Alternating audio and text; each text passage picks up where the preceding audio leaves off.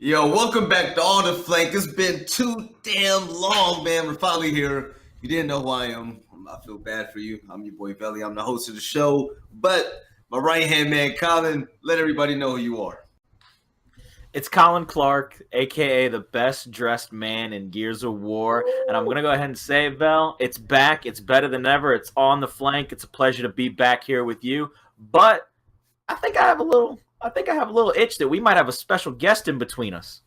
Something like that. Okay, we were gonna have powers, but there's a lot going on. But we got someone better than that. OpTic's very own Ashes. Ashes, for those people that are new to the game, new to the chat, new to the stream, introduce yourself, let them know what you do. What is up, everybody? My name is Nick. I go by Ashes. I am the head coach for OpTic Gears of War, and I'm excited to be here. That mic honestly sounds amazing. I feel like crap now whenever I talk compared to Ashes. It is pretty annoying. No, Ashes, thanks for joining us, man. By the way, he's very humble. OpTic, the very best team ever in Gears of War history. They just won their 10th straight 2K final, I believe. Yeah, That's insane. That's insane. Yeah, okay, I come from an era with the Insanes and Infinity. Dominance doesn't come around like this. But let's get right back into the show. Yeah, starting with the first topic of the day. Tony, go ahead and show the screen, man. Shock is in. For those of you that are wondering, what does that mean? Let's read this tweet. Jose Leonardo Marvel, franchise from Echo Fox. You put out a tweet today that said, as a team, this is what we felt was best for us. Our teamwork and communication kept getting worse. We didn't have the will to win for each other like we did in NOLA. So, in a gist, they're replacing powers with shock. Personally, a lot of people, I feel like there's going to be a huge outrage because of that. Because Powers is hands down the most explosive player on that team. He's the flashiest. He's an absolute tank. And ever since they picked up Powers, Echo Fox, ex-Echo Fox, kind of went back to where they used to be as a top 2 team. All right. Now that he's gone, they brought in Shock. Shock, you're very familiar with playing at a high level. He came from United. He subbed for OpTic Gaming. And when he played with OpTic Gaming, he evolved into a brand new human. I am going to be part of the crowd that's not going to panic. And you know why, Colin? I feel like even though Powers is as explosive as they come, I feel like Shock is just as good in his own way. Shock isn't going to go out there and give 4 pieces left and right. What Shock is going to do, he's going to bring a ton of knowledge to the team. To a team that's already smart. He's going to bring great rotations, great placements in regards to putting himself on places and maps to help out his team. And Shock is honestly a walking 30 bomb at times. Do you feel like this is a mistake for this Fury roster? I don't think it's a mistake, and I'm going to start the soliloquy off with something that I talked about all weekend. Once I saw the free agent tweet came out and people were asking me what I thought about them dropping Powers, there was a moment against Space Station Gaming in San Diego that let me know something was a little off. It was round 10, and they had a one-man advantage. All 5 of them were alive. They just got a kill on Hydrone on the opposite side by Incinerator. Now, with all 5 alive against the 4 of them, and you've got map positioning up top as well as down at the Incinerator area, you should be able to push that second half, make the man advantage work in your favor, but it didn't happen. It was a little hesitancy there. And after the match, I talked to some people. I asked a few questions because me sitting there, I actually stole a seat up on main stage because nobody else was out there, and I said, what happened? Why didn't y'all push that? That seems like the perfect opportunity. You get that first kill. You get that chunk. You break the ice again. You need to push this advantage. They were hesitant because the communication wasn't there. The confidence wasn't there like it was in New Orleans. And a lot of that, I think, has to do with the schedule that Powers has now with school starting back up, the way he has to travel, go back and forth, how much time he has to dedicate to scrims. Don't get it twisted. His talent level is unbelievable. It is in a different galaxy than most everybody else playing this game. He's in rarefied air. But when it comes to a team that's going to be as structured and as heavy on strats as Echo Fox was, now I guess we're going to call him Fury because they put out Fran put out the tweet today what to call him. As heavy as they're going to be on strats, communication, movement, and trust, because you got guys like Kenny, Fran, Kyle, and Icy on that team who need that kind of structure, who need to be able to strike with precision, not being able to practice that same way, I think is what caused this move. I think being behind the 8 ball and saying we need to either figure out what to do with his real life situation or we need to move forward in a different direction. It's the correct move for that team right now. But I believe PowerZ is going to find himself a very soft landing spot on another top 8 team who's going to be willing to work around those struggles that might not be as heavy on the communication and the strats. And I think Shock is a great addition to the team. He's played at a high level and a high caliber for many, many months now. And he understands the way that this game should be played and the way that this game can be played. And I think he can really benefit being around, and they can really benefit being around him. I think it's going to be a very symbiotic relationship. All right, Ashes, I kind of want to pick your brain, and you can go ahead and go on your rant. The one mistake I feel like is going to be missing from this is that what PowerZ brought to Fury was PowerZ was who Red Icy was supposed to be on this roster. Basically, the dominant take is going to take over the game and win every single fight and clutch up whenever he has to. Icy hasn't been there yet with this roster like he was with you guys. I feel like bringing in Shock, you kind of bring in another player that's, I'm not going to say they're the same, but I feel like what they bring to a team in regards to just stat lines, the way they play support and just, their IQ, I feel like he is similar to Kyle. So with that being said, yeah, they're going to get a great all-around versatile player, but they're going to miss that tank that they're still expecting Icy to be. I mean, I can see that going either ways. It really depends on how they mesh as a team and how they decide to, I guess, do their spawns and who plays where on what maps. Because Shock, I feel like, is one of those players who can go with whatever role they really need him for. He can be that kind of front spawn aggressive player. He knows how to roll back and Lancer. I think that was actually probably one of his weakest points in watching him go from, when he subbed in for us for Icy and then to where he is before he stopped to play COD for a little bit. You can see that kind of growth in him as a player where he's more well-rounded. He can be aggressive, but he can also be intelligently aggressive. So I definitely think that adding him to that roster brings a dynamic that they probably needed and maybe another sense of confidence from one of their players. I think it's the right roster move. I think it's a good roster move for them. Colin, do you feel like Fury is going to go back to top 2 with this roster? Now, keep in mind how the new Ghost Gaming has been this last event. You're talking about a lot of firepower, a lot of slaying power. Shot can do that, but are they going to miss out from the slaying prowess that PowerZ brought? Do you feel like this is going to be good for them more than it's going to be bad? For me, I think it boils down to almost a formation change for them. Without having that very sharp and tip of the spear that PowerZ can be at times, where he can play homes and he can win that 1v and he can put pressure on one side of the map and make them rotate out and do other things. I think now you're going to be able to see them be a little bit heavier on the strat call, maybe make a little misdirection move here or there. I think Shock brings a different play style to this team, and I think you're going to see that they're going to be behind the 8 ball. They're going to be staring down the barrel of a 45 for the next couple of weeks, trying to get everything together, trying to gel correctly. But I think the 5 guys that have played at such a high caliber for both seasons of this game, I think they have the ability to do it. I think they just have to continue to keep their nose to the grindstone. Shock's ability and his schedule is a little bit easier for them to deal with because he's in college and he's not at such a rigor schedule as PowerZ is, having to be up at the same time, going out of town, being in. I don't like that. I don't like that excuse. I don't like that topic. I feel like that's kind of like. I don't look at it as an excuse because as a human being, he can only stretch himself so far. I don't blame Vic for being tired most nights during scrims when he's stretching himself that far.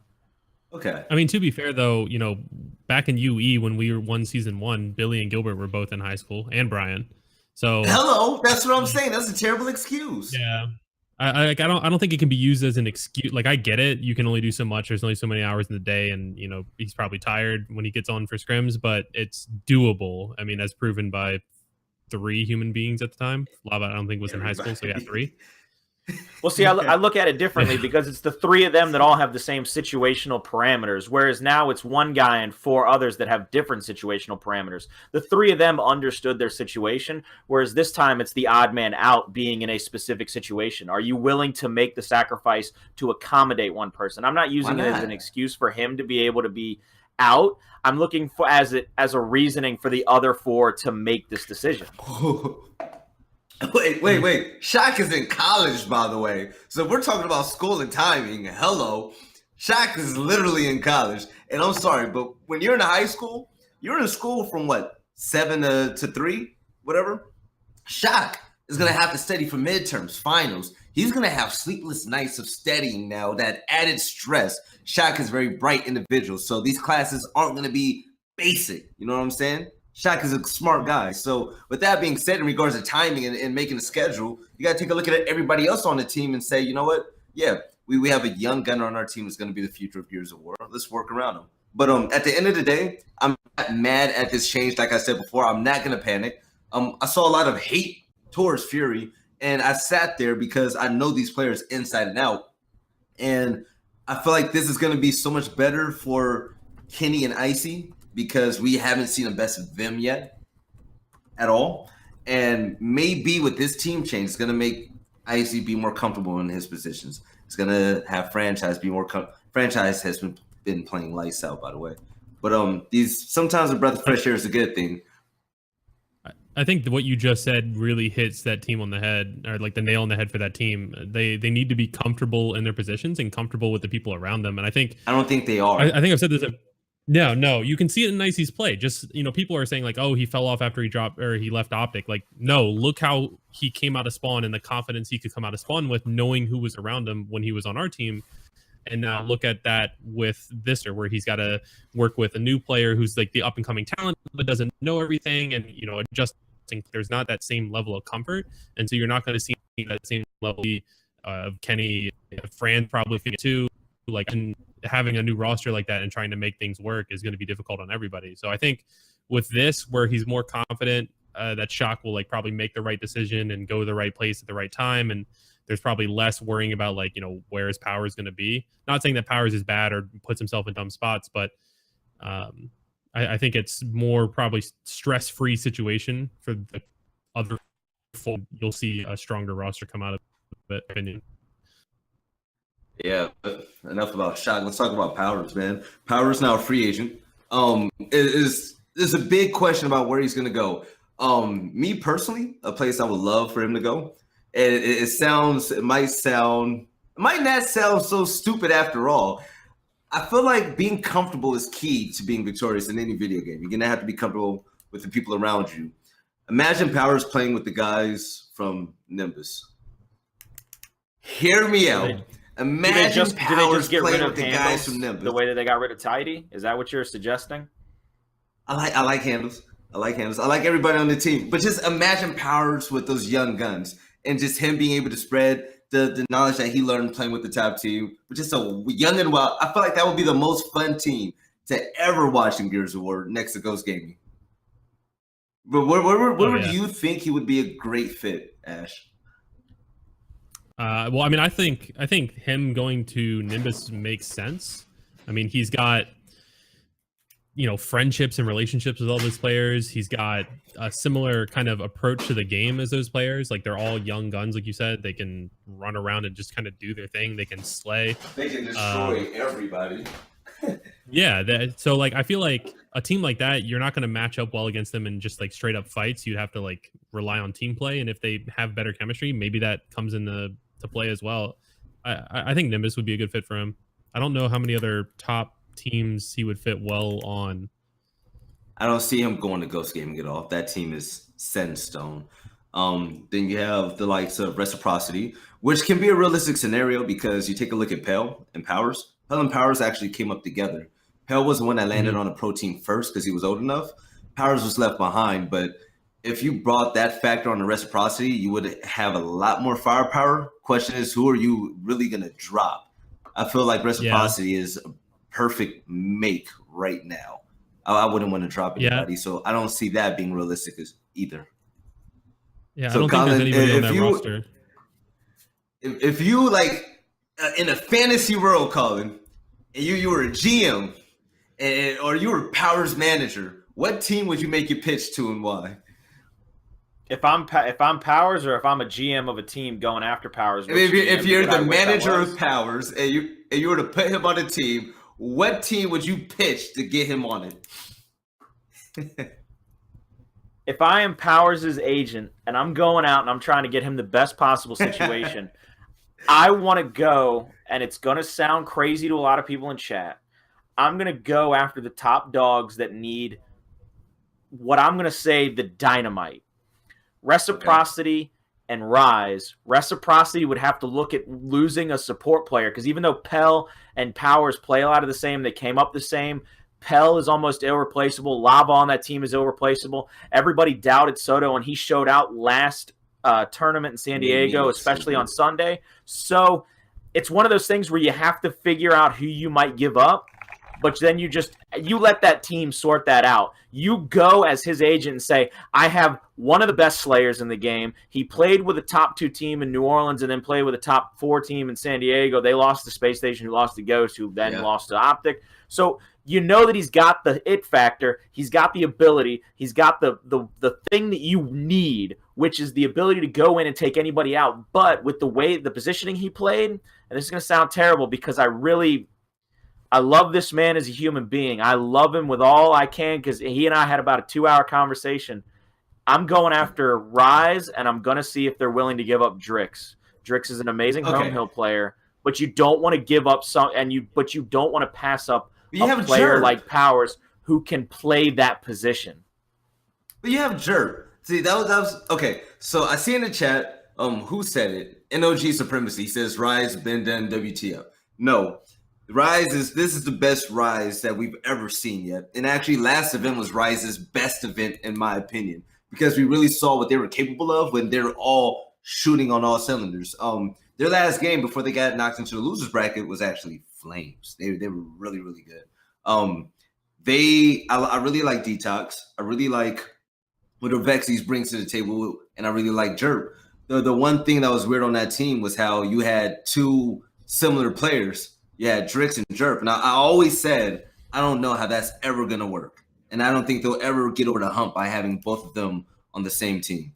But, I mean, you might be onto something with that. I feel like Reciprocity and Rise would be realistic scenarios. It's just being careful of who you're going to drop. Okay, if you drop Lava brings a whole damn lot to the table. You don't drop Lava on Rec. No way. Not Soto was extremely clutch.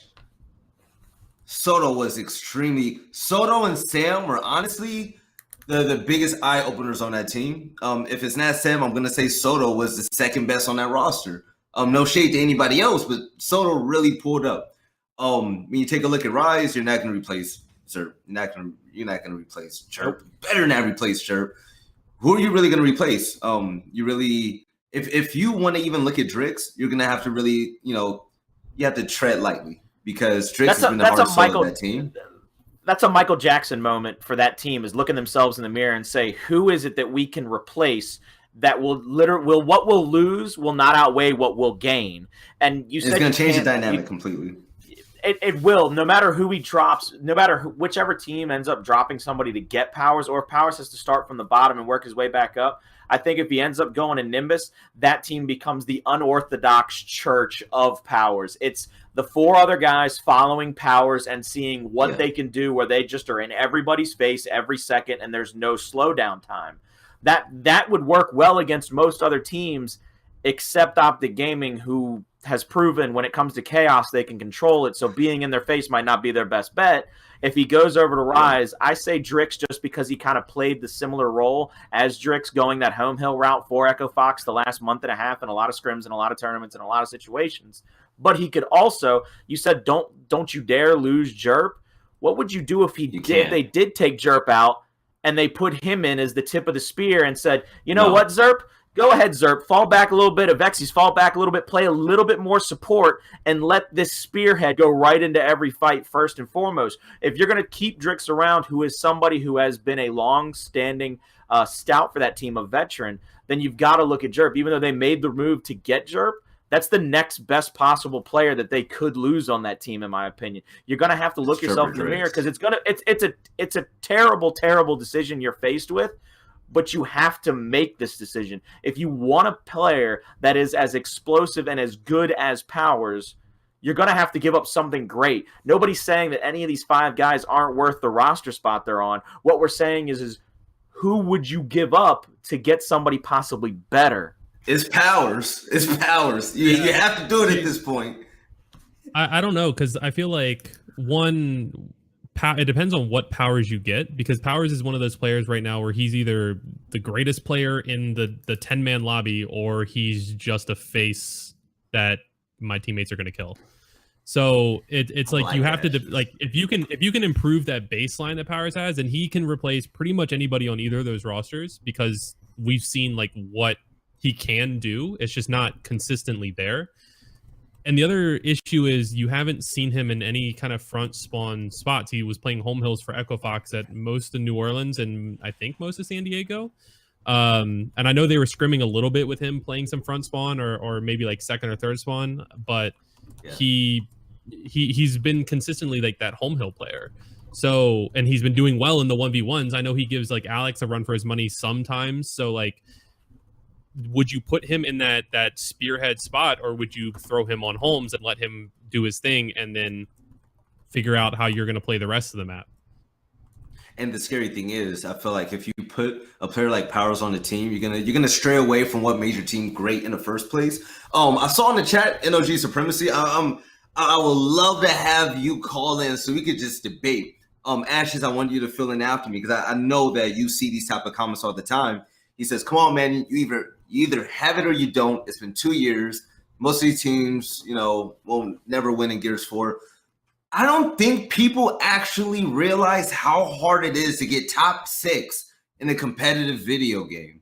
Like, I've been there before.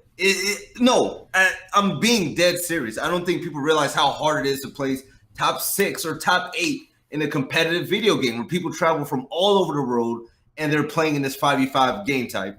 It's not easy. So when you look at teams like Rise Nation, yes, I've been their biggest critic since the team joined the league. And they've made it at this point. For Reem out there, I'm not going to say that Drix is bad. Nobody on Rise Nation is bad. This is the best roster they've ever had. But if you want to make an upgrade, I'm just looking at the make of the roster is going to make or break them. It can be, you can say that in any scenario, but I feel like there's 2 similar players on the roster that can fill in for one another between Drix and Jer. But Ashes, do you get sick of seeing things like that? You're on OpTic Gaming. You guys win all the time. And the dumbest thing I would always hear is OpTic's ruining Gears because they're always winning. Yet these people probably were babies when Halo was out and Final Boss was winning every event, and Halo was the biggest game out there. Well, what are your thoughts on that? I've always thought, and I think I've pretty publicly stated it a few times, that like if that's your mindset, then you're not meant to be competitive. Like you don't see people saying like, oh, the New England Patriots are ruining football, or oh, the Golden State Warriors or whatever team LeBron's on is ruining basketball. Like that's just not how it works. Like people go, okay, like that's who the best is. Okay, now I need to work to beat them. I need to watch what they're doing. And like it seems like people in Gears are almost lazy to do that, because like we're not that complex of a puzzle. Like we're not gods. We're human. We can lose. We've lost before. People just don't. We adapt. Like after we lose, we go, okay, what the hell? Unfortunately, we've made a few roster changes after losses, so that goes into it too. But usually that comes with identifying issues, and then we improve from it. And every time we've took an L, we've gotten better, whether it be a 2K, a LAN event, whatever the case may be. We've improved on the other side of it. So I just think other teams don't do that. They take that loss and they say, okay, yeah, like let's watch it. Let's try to get better. And then they're the same team 2 months later coming into the next event going like, yeah, we got this. Preach, Ashes, preach. It makes me sick, man. But moving on to the next topic. So, because I know Ashes have a lot of important coaching things to do for this #1 team in the game. Any last words on this whole Shock and PowerZ topic? No? Good change. People are going to disagree with whatever. Fury. I was going to say people are going to disagree with whatever comes out of any of our mouths as talking heads because they think they know better. But at the end of the day, when you're a team and you're looking to get better, you have to figure out what your needs are compared to what you're lacking. And if your needs are outweighed by what you're lacking, especially in a player like PowerZ, when he's been as good as he has been and he's been as explosive as he has been, you have to go ahead and make the move.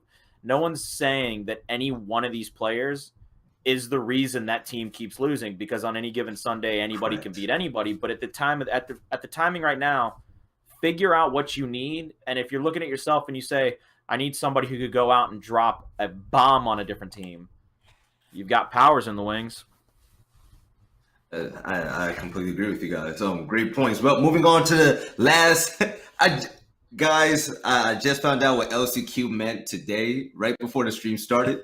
Last chance qualifier results for the charity invitational tournament in Columbus, Ohio. TT threw a tournament, and taking a look at the two teams that actually made it, pretty much not a shock. We're taking a look at Simplicity and also DeFazio's team. They were favored in San Diego, but I'm taking a look at this tweet.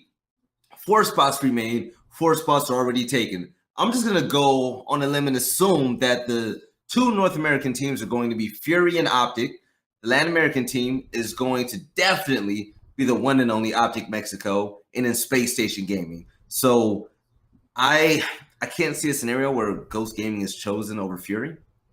So I just want to put that out there. But it raises questions because both of those teams weren't in the qualifier. So I'm guessing at this point. None of it is public. I'm pretty sure we might find out on Fight Night on Wednesday. But Colin, are you shocked with the results? DeFazio's team, he had a few tweets out there that saying, listen, you give me anybody that listens, we're going to make it. We saw what DeFazio did in Dallas with 88 chambers. He's doing it again with Exhausted, Fnatic, Flamsy, and Mortifies is back. He's back. And also Simplicity made it after they had, top 16 in San Diego. Is any of this a shock to you? The result, actually the biggest shocker to me in the tournament for the last chance qualifier this past Saturday was you actually had Domes, Neglect, Blast, God Plays, and Clouts. They lost to DeFazio's team. I know that nobody's going to say that's an upset because both of those teams are both high caliber for where they are in the scene. But as the number 1 overall seed going against the number 4 overall seed, it's an upset if you lose. I'm sorry. Your seeding does count when I talk about upsets. You're the number 1 overall seed. You should have taken care of business. You've got players that we talk about week in and week out, especially going into San Diego, like Clouts, God Plays, and Blast. They should be able to outslay, outdo, and out-talent the other team. But then DeFazio comes out there, one of the best IGLs, one of the most underrated leaders in general in this entire game, and he figures out how to win. He took that ex-Fable squad. They made that little change. They got Mortifies in on the team, and they said, let's go ahead with this roster. Let's see what we can do. They come out, make it all the way to the finals of this last chance qualifier, and I believe that's played on Fight Night this week instead of the 2K final because that happened last night as a surprise. Big surprise to me, but I still love getting to see the finals. You got Simplicity going up against this ex-Fable squad with DeFazio as the leader. I think he needs to be the face of that team. He's got complete control over that team. He makes a lot of good shot calls, and that's going to be a hell of a game. Simplicity, though, is continuing the same kind of role they had in San Diego. They have these moments, these flashes where you say, oh, my God, they could be the best team in the game, and then all of a sudden they fall off in the next round, and you're like, what happened? So if they can work out the inconsistencies, Simplicity has an amazing shot to not just win this tournament, is amazing, but to go, exclusive. Oh my good Lord God Almighty, Exclusive does things that I don't expect anybody else to be able to do from time to time. But he goes out and he does it consistently on a weekly basis. But that's their biggest thing as a team. I think the more that they learn consistency, the more they kind of iron out the little details, and you get those wrinkles out of that shirt, it's going to look so perfect when it fits on that chest and they wear that championship belt because they got the talent. They just have to iron it out and figure out those little inconsistencies, the little problems. I can't wait to see that matchup. Yeah, I definitely agree. Ash is there's a lot of talk about names in the scene and whatnot and what it takes to be successful. You take a look at DeFazio's roster. He's teaming with players like Mortifies, the guy that was dropped. Exhausted. Who was really going to give Exhausted, Fnatic, and Flamsy a chance? What is the importance of playing with people that you're comfortable with that actually have a hunger to win compared to just the recycled names of pros that are now moving out of the top 8 range? Because if you take a look at the bracket, there's a lot of top 8 pros at the beginning of the season that didn't make it past the second or third round. Yeah, I mean, what you're doing is you're trading off kind of that veteran, I guess, experience when you don't go for the recycled pros, so to speak, and you go for like the people who need an opportunity. You're getting like a hungrier person, somebody who hasn't proven themselves yet, somebody who hasn't had that taste of success, and they're going to do in theory, everything they can to kind of get that taste, to get that chance. So I think that's kind of where those teams strive, is they might get underestimated, and then they catch people off guard with like, yeah, we're here to actually beat you. And what do we have to lose? Like, nobody expects us to win. So what do we have to lose? So I think that kind of X factor that they bring is what allows them to do so well. It's just a matter of that X factor isn't always there. So then making sure that you can kind of push your team in the right direction to then stay relevant, stay on top, and continue to develop your game once the shock is gone. No pun intended. All right, moving forward, 2K update. Colin, give us the rundown, man. What happened? I was in Michigan last weekend. I was commentating for a Call of Duty event. I wasn't able to see the tournament, but you had some words about what happened in the finals. So give us the rundown, Colin. Leading up to the finals, I'm going to give you my best little rundown, but I hate to say it, as boring as it might sound, it became the same old song and dance. They put the same quarter in the jukebox. We had the same top four. On one side of the bracket, you got Orgless, now known as Fury, with Fran, Kyle, Kenny, Icy, and Shock, who was in for this 2K, going up against Ghost Gaming. Ghost Gaming did what they needed to do to win that matchup. They played very well. They're playing very well against every team in the game except one team, but we'll get to that in a second. And on the opposite side of the bracket, Rise Nation putting up a hell of a fight in the ring against an OpTic Gaming team who is still the Kings of Gears of War, who still go on to win, it seems like, every single week. That's 10 straight, 10 in a row, that they have developed a pattern. Wake up on Sunday, win a 2K, go to bed. And it's the worst song and dance, but it is the same song and dance we get every week. I'm telling you right now, that team, at times, they look unbeatable, but they look mainly unbeatable when they're going against everybody's second best team in the game because of how they finished second in San Diego and how they played so hot in San Diego and how they've played the week before and the week since. They look mostly unbeatable against the second best team in the game right now, Ghost Gaming, and that to me is the biggest worrying factor for Ghost Gaming going forward. All right, Ashes. Has Ghost Gaming won 2 maps against you guys all of season 2? On LAN or online? On LAN. When it counts. When it counts. Tom, go ahead, hit the last topic at the bottom. When it counts, has Ghost Gaming won more than 2 maps against OpTic Gaming in Season 2 Gears of War? No, I think the only map they took, they almost did. I think we won that Foundation 7-6 in the grand almost finals only in Mexico. counts in horseshoes and hand grenades, Ashes. Don't bring me that almost nonsense. Have they or have they not?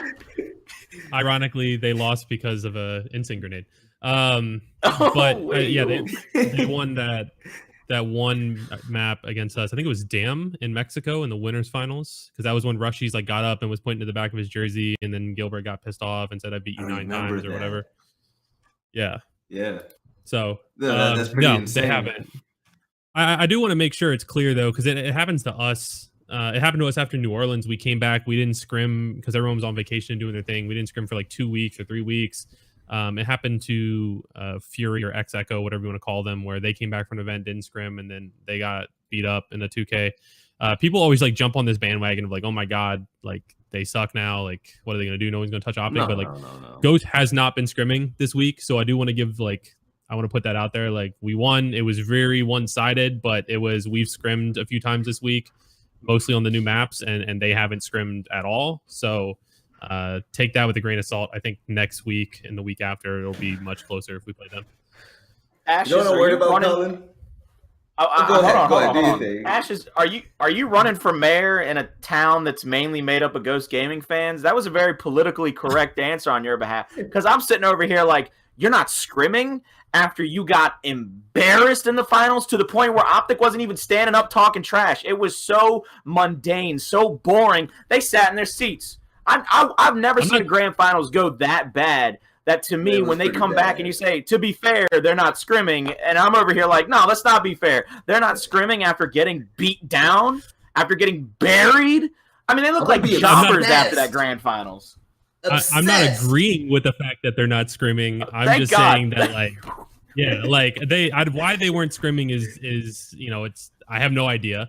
But I hate it when it happens to us. We come back, we don't scrim for 2 weeks, and then we lose a 2K in like the tiebreaker map. It happened to us after New Orleans, and everyone's like, "Oh my god, OpTic's falling off the horse." And I remember it. Yeah, so it's like, take it with a grain of salt. We're still going to beat them. Don't get me wrong. I'm not saying like they're going to beat us after they scrim. There you go, Ashton. There we go, baby. Put on the big boy pants. Let them have it. I love confident Ash. They'll probably put up a fight. Okay, so you know what scares me about this, Colin? So right now, Ghost Gaming is better than Fury. Any disagreement at all before I go on?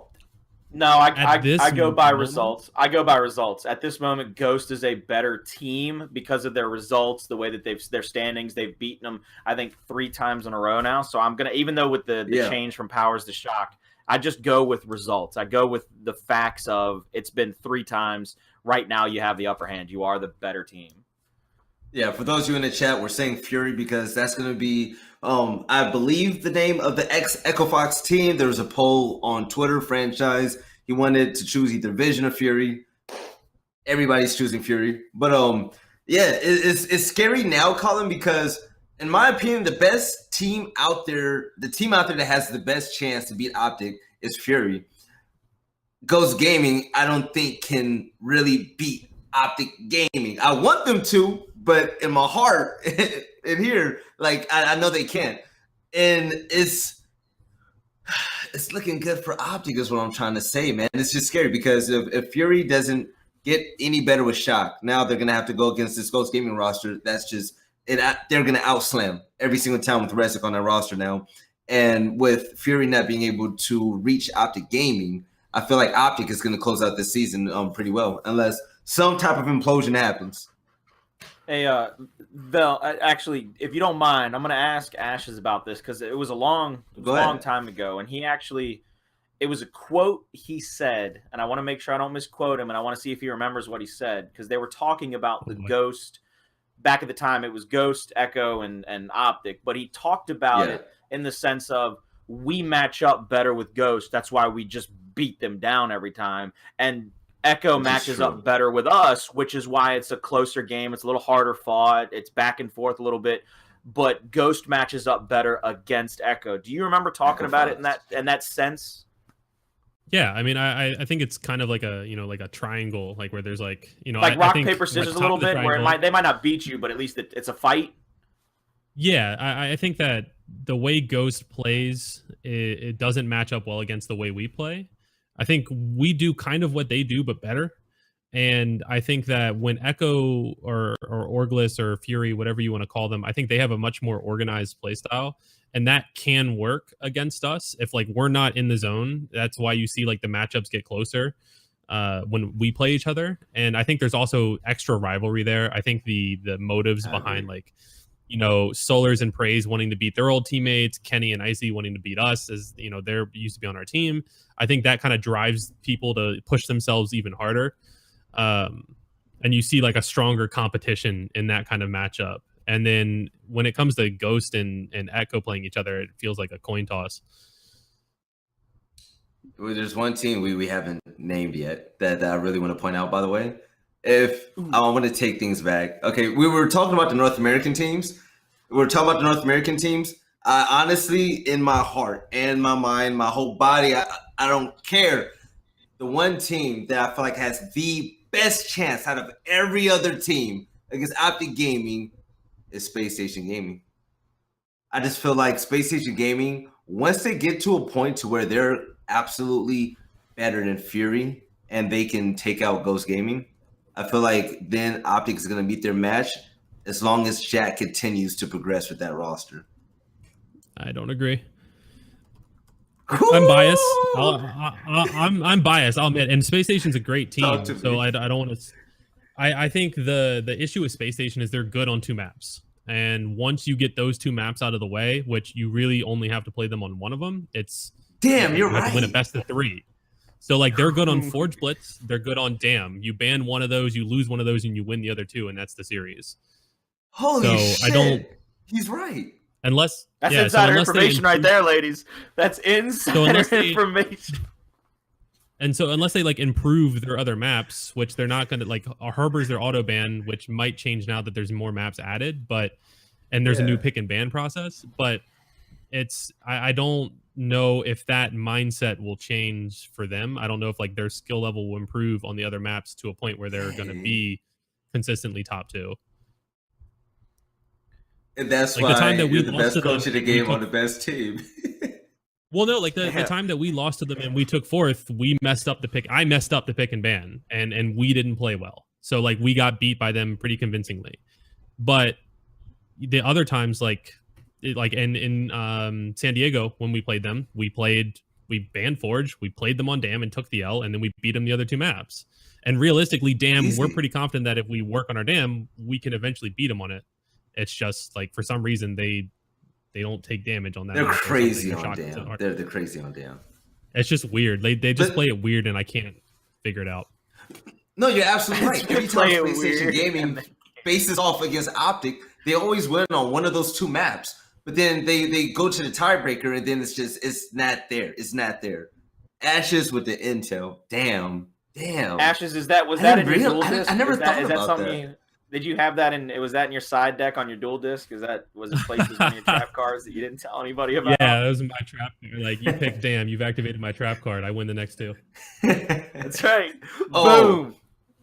Wait. By the way, now that we're closing up the show, there's something I want to bring up for those of you in the chat. I want to thank UGC for giving Colin and I this opportunity to work with us for getting on the flank out there. The viewership has been great, and the production has been 10 times better than it ever has. The production's better than it's ever been in my dreams. We are also partnering with Bracket Dandy. Bracket Dandy, they're a clothing company that works with UGC. Tony, you there? All right, there we go. We have a clothing line finally out. Colin, take a look at that. Let me know what you want, Colin. It's on me, all right? Guys, these shirts and this coat, they're nice. I think they're sexy. Honestly, I really like the one on the left. I think that one is sexier than anything I've ever owned. If you guys are interested in purchasing any of this apparel, make sure you visit the store. Remember, Colin and I, we love to give back to the community. If this turns out to be a hit, we wouldn't have a problem doing a giveaway. Giving back in tournaments and whatnot, because at the end of the day, we love doing take the cakes and all that and giving back to the viewers. But yeah, that's pretty much it. But one last thing before we close out. Thanks, UGC. I just have to say it again. Those shirts are honestly really sexy. I really like them. Shout out to Bracket Dandy. Ashes, I was a big fan of Reclaimed. What are your thoughts on Reclaimed going? RIP Reclaimed, man. Can we get RIP Reclaimed? Say you love it, Ashes. No RIP. Say you love that map is gone, Ashes. Say it. Kenny, I joked with Kenny. I texted him. I was like, "You got what you wanted." No, we liked that map. We played it well. I feel like there's a lot of there were some issues with the map, but overall, we enjoyed it. So our vote would have been like get rid of Forge or something. But oh well. Just the new maps are fun. We've been scrimming them a good amount, so people are banning Old Town against us.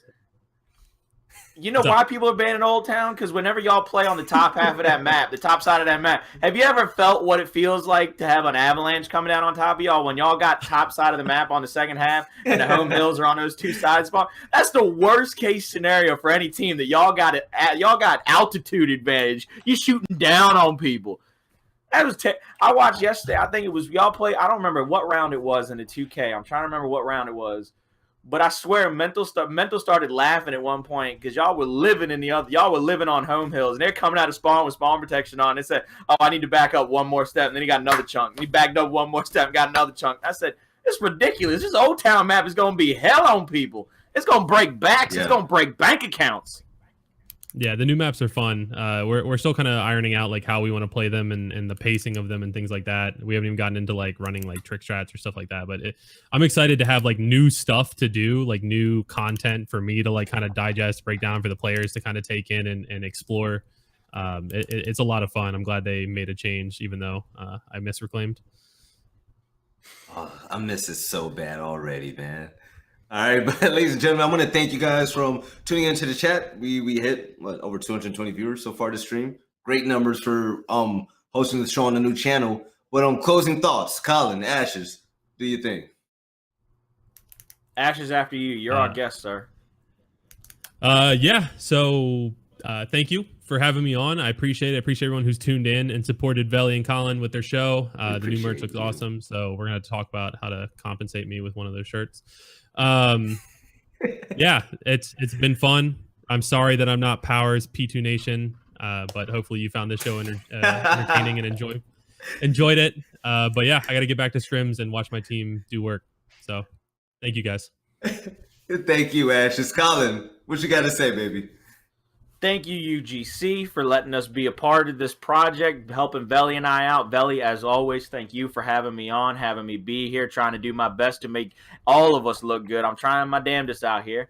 I know you just look good when you wake up, so I'm just trying to catch up. Other than that, I'm going to say go and watch Ash's YouTube channel. He does Good Morning Gears. I watch it every week when it drops. It's one of my favorite things to watch as soon as it comes out. My man tries to figure out how to take a sip of coffee without saying good morning, but he always ends up breaking up his intro while taking a sip of coffee. Outside of that, if you're part of the community, go to the Microsoft LAN stores. I went to the one here in Virginia. It was amazing. Go to your LAN stores. Go to them. If you don't want to play, if you play in the 2K and you don't go to LAN store, you're missing out on an opportunity because I got to play in one. The hype in person is always so tremendous. It's always so real. Met some great people. But keep playing the game. Just keep working. Keep grinding. If you got aspirations to play it on a professional level, one day nobody knows your name. Next week, everybody knows your name. It's that simple. Keep putting yourself out there. Make yourself noticeable. Make yourself unforgettable. Outside of that, Ashes, thank you so much for being with us, Velly. As always, you are the greatest at what you do, baby. Colin, I love you, man. Best dressed. My light-skinned brother from another mother. Listen, man. I want to give a shout out to the chat again. Thanks for being patient with us. Yeah, we didn't stream last week, but I had to make it up to you guys. One thing about what Colin said, showing up to LANs. I commentated a Call of Duty event last weekend with MES, and the turnout was absolutely stupid. It was insane. They had a stupid amount of teams. The hype was real, and it reminded me of the grassroots phase where everyone just loved to compete. They weren't, snaking each other. They were realistic about their scenarios, and they just went out and had fun. I met kids that went out and really made a name for themselves. There's a guy named Messi, went to his very first LAN, the best player in the venue. Now everybody talks about him. I'm saying that because Toronto is coming up. It's going to be in 2 weeks. Toronto is a beautiful city. Listen, you owe it to yourself to go out there, have a great vacation, go and play some Gears of War on LAN. That way you can see Colin Clarke himself and Ashes on the main stage holding up the trophy at the end of the event. It's a great experience. I've seen it all season 2. You're not going? No, I don't think we're going as a team. I don't think we're going to go to All right, but listen, there's going to be a lot of other pros there. Hey, listen, if OpTic's not going as a team, that means everybody should be going to that event. There's a shot. There's a shot, ladies and gentlemen. That's it. Intel's We're out there. guaranteed. Go to Toronto right now. Listen, Colin, people are saying, listen, OpTic's winning every event. I have a prediction that they're not going to win Toronto, so let's see how that turns out. But once more, goes out of his pocket and wins the event now, just because you said that. But once again, hey, look. What's up? Go ahead. I was gonna say, Velly, you want to go as a team? If they're not playing, we got a shot, baby. We'll find 3. We'll find 3 for Toronto. Shit, I got a scuff somewhere. But I want to give a shout out one more time to my boy Nick. And Bracket Danny for putting out that apparel. If you guys are interested, tweet at me. I retweeted the link to the store. Like I said, we might do some giveaways as well. Ashes, I might give you like a 1% discount because you got OpTic money, so you should be fine. There we go. Shout out to UGC, Bracket Danny, the chat. I love you guys. I'll see you next time. See you next Monday on the flank. We out.